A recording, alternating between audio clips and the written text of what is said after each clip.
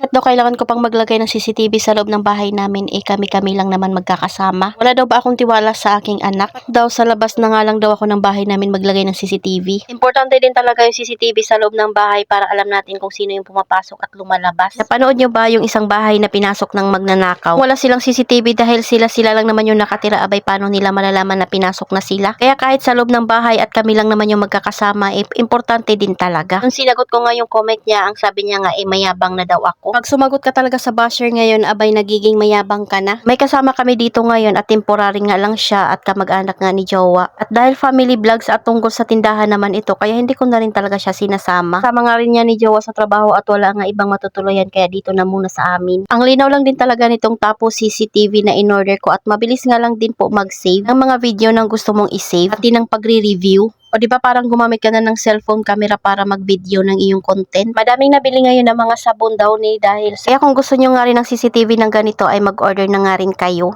Malinaw na at mabilis lang i-connect.